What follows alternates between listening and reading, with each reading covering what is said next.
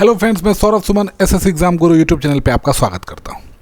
आज बारिश का मौसम रहा और उस बारिश के मौसम में एक फिर से सक्षमता परीक्षा द्वितीय का आपको एग्ज़ाम डेट आ गया, जो एग्ज़ाम पोस्टपोन ही होगा। अब आप बोलेंगे कि भाई आप तो एक समय डेट बता रहे हैं और एक बार पोस्टपोन होने की कहानी बता रहे हैं, तो हम आपको उसका भी बताएंगे। पहले ये देख लीजिए, 12 मई से सक्षमता 2 परीक्षा आयोजित होगी। 8 मई से आप एडमिट कार्ड डाउनलोड कर सकते हैं और एडमिट कार्ड डाउनलोड करने के बाद आप डीपीओ स्थापना से उस पर साइन करवाएंगे। ऑनलाइन मोड में आयोजित होगी परीक्षा और 12, 14 और 15 मई को एग्ज़ाम होगा। सक्षमता 2 द्वितीय परीक्षा के लिए 85,000 आवेदन दिया गया है। अब आपके मन में फिर से होगा कि आप किसी सोर्स के थ्रू बता रहे हैं, तो मैं आपको अब क्लियर करता हूं। आपके सामने में ये एक नोटिफिकेशन है जिसमें लिखा हुआ है कि 12/5/2024 से सक्षमता परीक्षा CTT द्वितीय का एग्ज़ाम CBT के माध्यम से होगा। आप लोगों ने जो फॉर्म सबमिट किया है और स्थापना के माध्यम से समिति को प्राप्त हुआ है, उसको bscbsakshamta.com और secondary-bihar-board-online.com पर अपलोड किया जा रहा है, जिसे आप कल मतलब 8 तारीख से डाउनलोड कर सकते हैं। डाउनलोड करने के लिए लॉगिन में आपको अपना एप्लीकेशन नंबर ID में डालना है और पासवर्ड में आपका जन्म तिथि डालना है। उसके बाद प्रवेश पत्र के दाहिने कोना पर प्रिंट करके आप फॉर्म निकाल लेंगे और उस फॉर्म को, जो एडमिट कार्ड है, उसको आप जिला कार्यक्रम पदाधिकारी से साइन करवाएंगे और उसको लेके आएंगे, तभी आपको एग्ज़ाम में बैठने दिया जाएगा। फिर आप सोच रहे हैं कि अभी आपने बताया कि एग्ज़ाम नहीं होगा, लेकिन मैं आपको इससे पहले का एक और कहानी बताता हूँ। 6 मई तक परीक्षा फॉर्म भरा गया था, मतलब कल तक।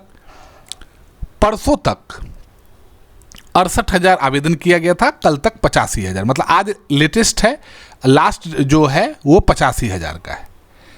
अब इसमें आपको पता है कि अगर ये एग्ज़ाम 12, 14, 15 को होता है तो मई के अंत तक रिजल्ट जारी होगा। फर्स्ट चॉइस मिलने के बाद भी जो भी शिक्षक को पिछले बार को शिक्षक जिनको फर्स्ट चॉइस मिला वो भी फॉर्म भर सकते हैं, उनके मन पे। ज़्यादा अंक अगर आपको आता है तो आपके स्कूल आवंटन में मेरिट का लाभ मिलेगा। और अगर आपको सेकेंड चॉइस आ जाता है, पिछले बार फर्स्ट चॉइस, इस बार सेकेंड चॉइस, तब भी आपको कोई दिक्कत नहीं है। आपको जो मन करेगा आप उसमें चूज़ कर सकते हैं। 6 जून के बाद काउंसलिंग होगी, ऐसा चांस है। पिछले बार हमने आपको बताया था कि सक्षमता 1, 2, 3 के बाद काउंसलिंग होगी, लेकिन अभी जो रिपोर्ट आ रही है सूत्र के हिसाब से, पहले क्लियर कर देता हूँ कि सक्षमता 1 और 2 के बाद काउंसलिंग होगी। 6 जून के बाद कभी भी काउंसलिंग होगी और जुलाई में पोस्टिंग होगी और दोनों फेज की पोस्टिंग हो जाएगी। उसके बाद फेज 3 की परीक्षा होगी। अब आप सोचेंगे, मैं इसके बाद में आता हूँ कि आप तो बोल रहे थे एग्ज़ाम नहीं होगा। देखिए, 13 तारीख को बिहार में चुनाव है, तो अब अगर 13 को चुनाव है तो चुनाव कौन करवाता है? शिक्षक। शिक्षक को जाना कब करता है चुनाव के सामान लाने के लिए? 12 को। तो क्या शिक्षक 12 को एग्ज़ाम दे सकते हैं? दूर दराज इलाके से रात को 12 बजे, 2 बजे, 4 बजे सुबह तक शिक्षक आते रहते हैं, चुनाव करवा के एज ए मतदान कर्मी और सामान सबमिट करते रहते हैं और एक दिन पहले से वो सामान रिसीव करते हैं। और अगर वो नहीं करेंगे ऐसा तो उन पर FIR हो रहा है। हर एक ज़िले में बहुत सारे ऐसे मतदान कर्मी रहे हैं जो शिक्षक के रूप में, उन पर चुनाव में भाग नहीं लेने पर एक जो धारा है वो बहुत सख्त लगता है और वो FIR हो जाता है। तो 13 तारीख का अगर है चुनाव तो 12 और 14 को एग्ज़ाम तो करवा नहीं सकते। तो हमें लगता है कि जैसे ही चुनाव आयोग को ये बात पता चलेगा, चुनाव आयोग इस एग्ज़ाम को रद्द कर देगा।